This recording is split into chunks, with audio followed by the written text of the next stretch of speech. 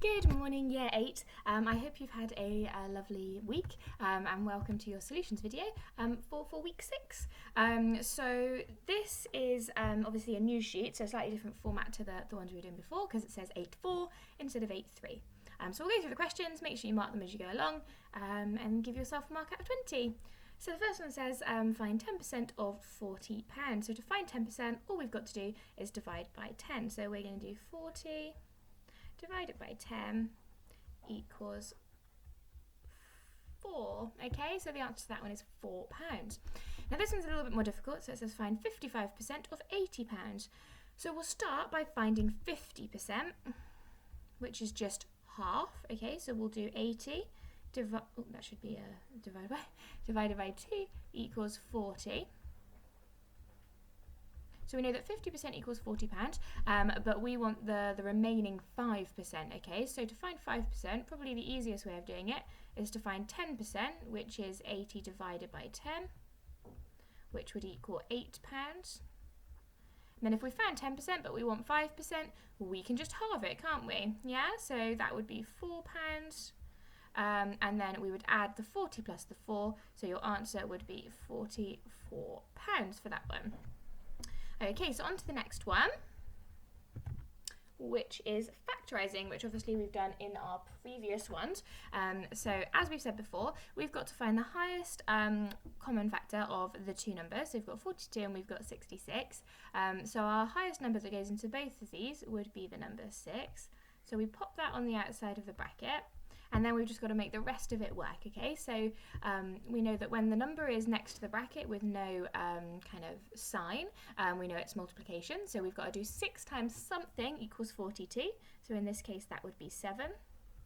And then we've got to do 6 times something equals minus 66. So we'd have minus 11, but then we've also got our x there. Okay, so we'd have our answer as 6, brackets 7 minus 11x, close brackets. And if you wanted to check it, you would obviously just times the 2. So you'd times 6 by 7 and 6 times minus 11x, and you'd get your original answer, your original question. Okay, so for the next one, so what is the highest common factor between 4 and 6? Well, the highest number that goes into both of those is 2, so we'll put 2 on the outside of the bracket. What do we times 2 by to get to 4? We times it by 2.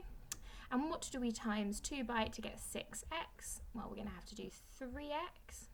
So we've got our answer there, okay? And as we've said, we can just test it. So 2 times 2 is 4, we've got our 4, and 2 times 3x is 6x, and we've got that there. Perfect. Okay, so on to the next one, just solving a much simpler equation than you've done in class.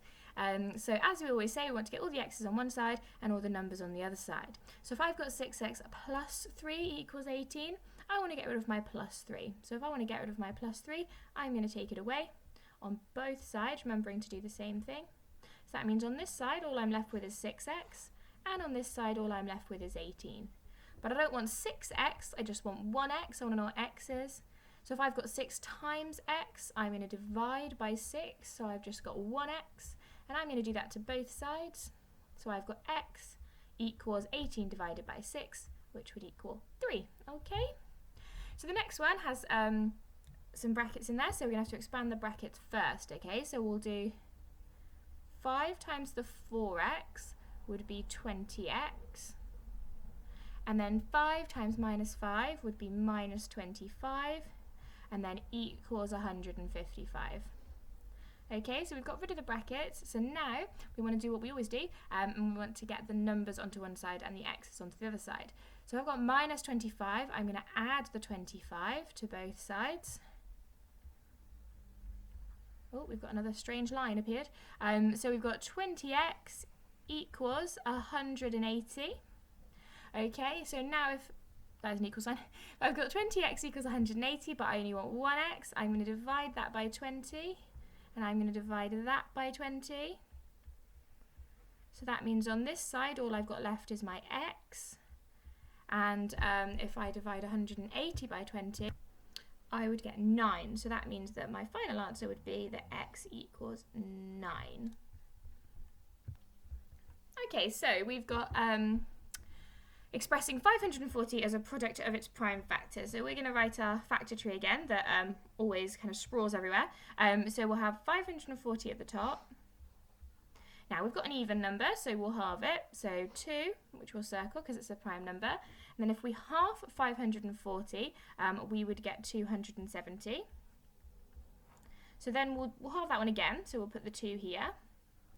And then half of 170 would be 135, so we'll pop that there.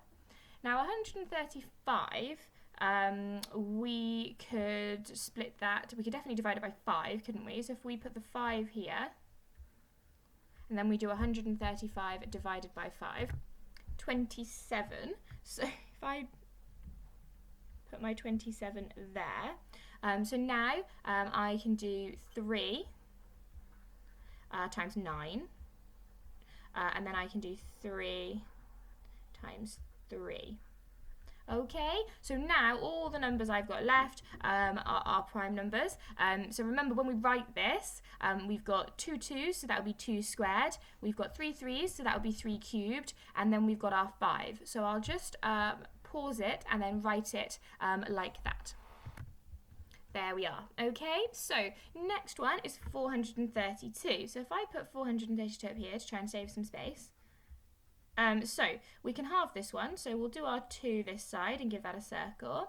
Now half of 232 would be 216, so we can pop that there. Now again we can halve this, so we'll put a 2 there and we'd have 108. We can halve that again, so we'll put our 2 and then we'd have 54. Once again, we can halve that, so we'll do our 2 and our 27. Then we can have 27 is 3 times 9, so we'll pop that there. And then we've got 3 times 3, making our 9.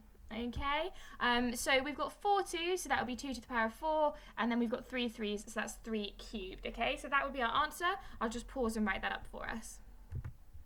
Perfect. Okay, so on to the next one. It says find the median of these numbers. Okay, so the median is just the middle, so we're on to averages now. So we're going to pop these into the correct order. So our first number that we're going to do is the number 8, so we'll pop 8 here. We'll cross that off as we go.